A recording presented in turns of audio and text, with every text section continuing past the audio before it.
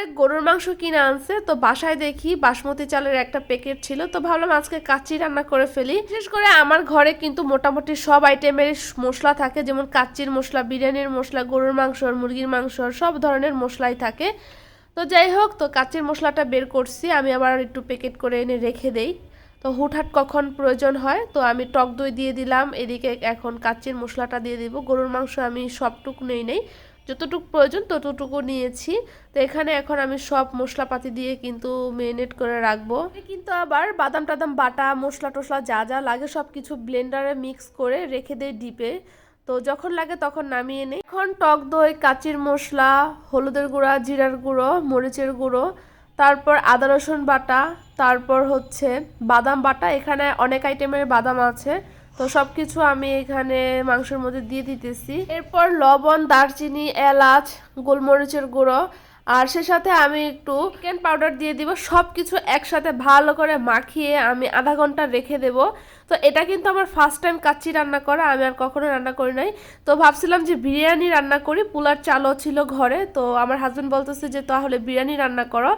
তো আমি ভাবলাম যে আচ্ছা, কখনো কাচ্চি রান্না করি নাই, তো যেহেতু বাসায় সব কিছুই আছে, সব ধরনের মশলা বা যা যা লাগে কাচ্চি রান্না করতে, তো আমি তাকে বললাম তো আমি ট্রাই করে দেখি যে কেমন হয় রান্নাটা, বা স্বাদ কীরকম হয় বা কেমন পারি। তো বললো যে আচ্ছা, যদি তুমি পারো তাহলে রান্না করো। তো আমিও আল্লাহর নাম নিয়ে আর সাহস নিয়ে রান্না করা শুরু করে দিলাম সব কিছু। সাথে কিন্তু আমার হাজব্যান্ডও আমাকে একটু শিখিয়ে দিতেছিল কিভাবে কিভাবে। তো আমার হাজব্যান্ড আবার ইউটিউব দেখছে, ইউটিউব দেখে আইডিয়া নিছে, তো সে আমাকে আবার একটু বলে দিতেছে কোনটা কোনটা দিতে হবে।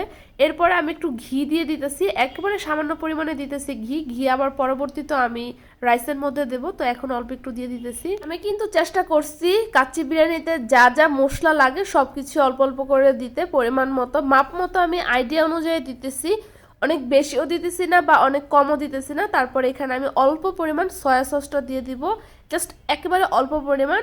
তারপরে এখানে আমি ভালো করে এখন মাখবো। তার আগে আমি সয়াবিন তেলটা দিয়ে দিব পরিমাণ মতো। সব কিছু কিন্তু আমি আন্দাজের উপর পরিমাপ করে দিছি। তো এখন এর মধ্যে আমি পেঁয়াজ বেরেস্তা করে রাখছিলাম, সেগুলো দিয়ে দিলাম।